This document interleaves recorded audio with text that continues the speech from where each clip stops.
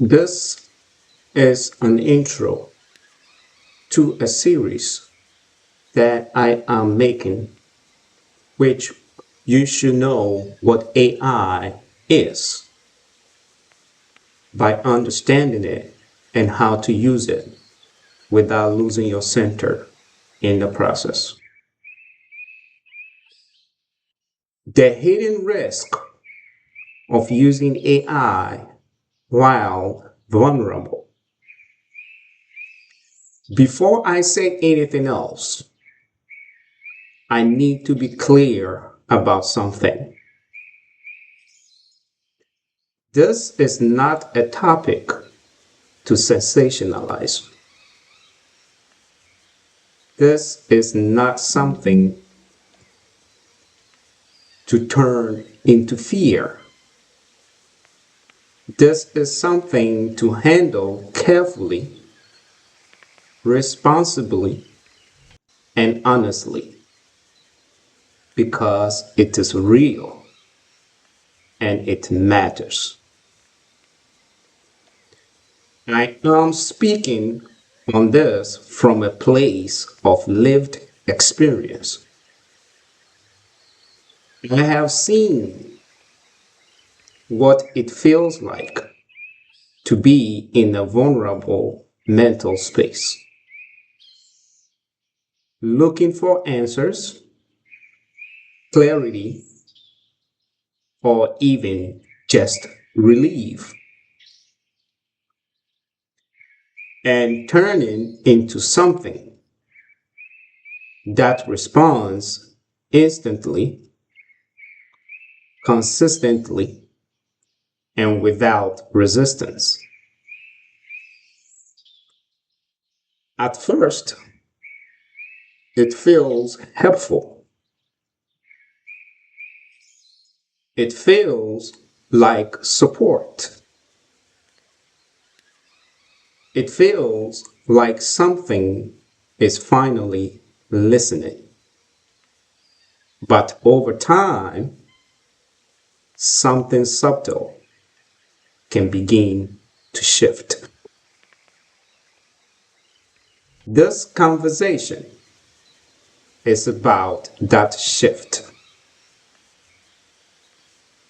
It's about how a human being,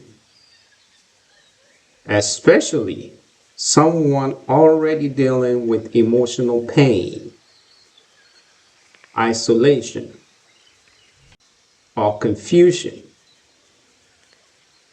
can begin using AI in a way that slowly reinforces their inner struggles instead of helping resolve them. Not because AI is harmful on its own, but because of how the human mind interacts with reflection when it's vulnerable.